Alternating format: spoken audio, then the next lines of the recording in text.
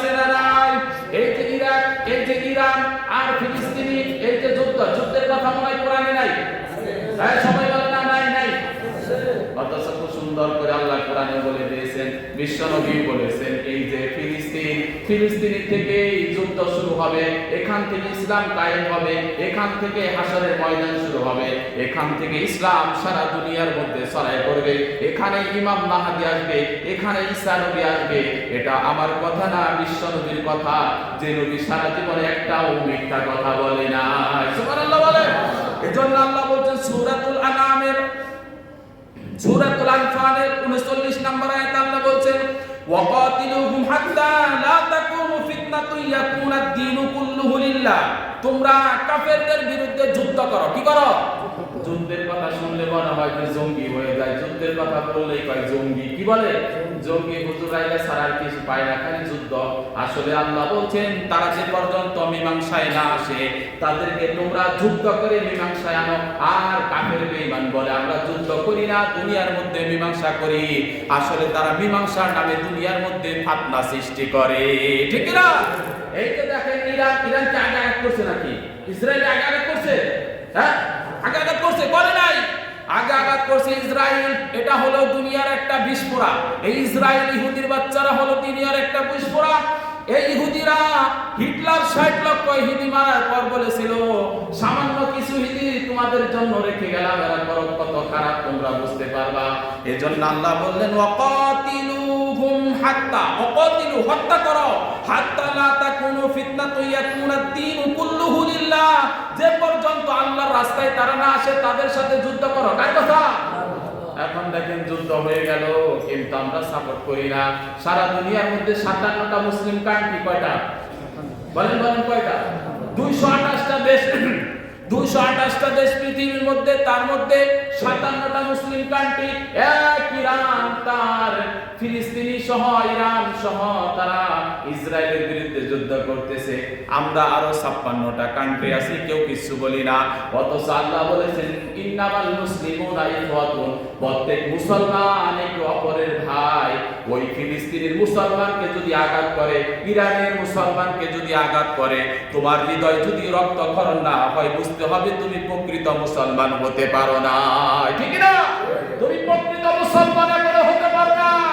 ইরানের মুসলমানের আঘাত করে, সে আঘাত যদি তোমার মুখে এসে না লাগে, বলতে হবে তুমি মুসলমান হও নাই। তার কথা। আর যখন আফ্রিকার জঙ্গলে একটা কালো মানুষকে আঘাত করে, রক্তক্ষরণ হয়ে যায়, কালো মানুষের আঘাত দেখে তোমার হৃদয়েও যখন রক্তক্ষরণ হয়ে যায়, তখন বুঝতে হবে তুমি প্রকৃত মুসলমান হয়ে গেছো।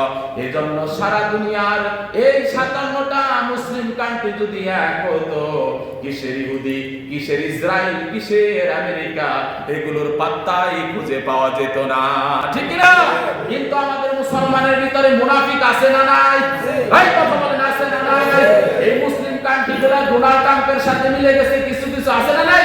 ইরানের সাথে মিলিত হওয়ার কথা, কিন্তু না, তারা যে মিলিত হয়েছে ডোনাল্ড ট্রাম্পের সাথে, আমেরিকার সাথে। এই যে মুনাফিক সম্পর্কে কোরআনের আয়াত আছে না নাই? একবার বিশ্বনবী মুনাফিকদের একটা লিস্ট এক সাহাবীর কাছে দিয়ে ইন্তিকাল করে গেলেন। বিশ্বনবী পরপারে চলে গেলেন। যাওয়ার পর হযরত ওমর ডাক দিয়ে বলেন ওই সাহাবীকে, ভাই এই আরবের কারো কাছে মুনাফিকের লিস্ট নাই। বুঝছেন? মুনাফিকের লিস্ট আল্লাহর রাসূলের এক সাহাবীর কাছে দিয়ে গেছে, আর কারো কাছে দেয় নাই। এবার হযরত ওমর যে বলতেছে, ভাই মুনাফিকের লিস্ট তো তোমার কাছে আছে, আর কারো কাছে নাই। দেখো তো ভাই আমার লিস্টটা, আমার নামটা তোমার মুনাফিকের খাতার মধ্যে আছে কিনা। যদি থাকে আমি সংশোধন হয়ে যাব, প্রকৃত মুসলমান হয়ে যাব। সেই সাহাবীটা চোখের পানি ছেড়ে ডাকতে বলে, ওমর আমিরুল মুমিনিন, কি বলতে চান? এই উম্মতের মধ্যে আপনার পজিশন হলো 3 নাম্বার। কয় নাম্বার? 3 নাম্বার। 1 নম্বরে আল্লাহর নবী, 2 নম্বরে আবু বকর, 3 নম্বর ওমর। শুধু আপনি ওমর না, বিশ্ব নবীর শ্বশুর আপনি।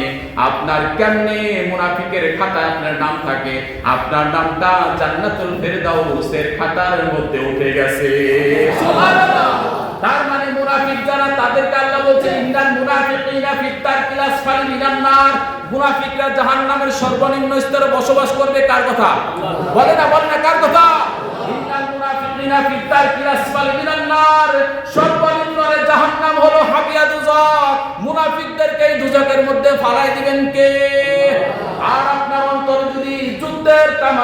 আগে আকাঙ্ক্ষা থাকে যদি ইরানে যেতে পারতাম, যুদ্ধ করতাম, যদি ইরানে যেতে পারতাম, ফিলিস্তিনে যেতে পারতাম, ইরাকে যেতে পারতাম, আমি মুসলিম কান্ট্রিতে যদি যেতে পারতাম, যুদ্ধ করতাম। আমার এই আকাঙ্ক্ষা, আপনার আকাঙ্ক্ষা যদি থাকে, আপনি যদি লুজ মোশন আপনি যদি আমাশায় মারা যান, বিছানায় পড়ে মারা যান, আপনার নামটা আল্লাহ শহীদের কাতারে উঠায়া দিবে।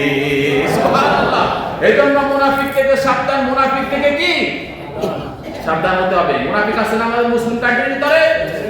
এই 57টা মুসলিম কান্ট্রি যদি একত্রিত হয়ে এই মুসলমানগুলা যদি পেশাব করে দেয়, এই আমেরিকা আর ইসরায়েল বেশে বেশে লোহিত সাগরে পড়বে, ঠিক কি না? কিন্তু এক হয় না।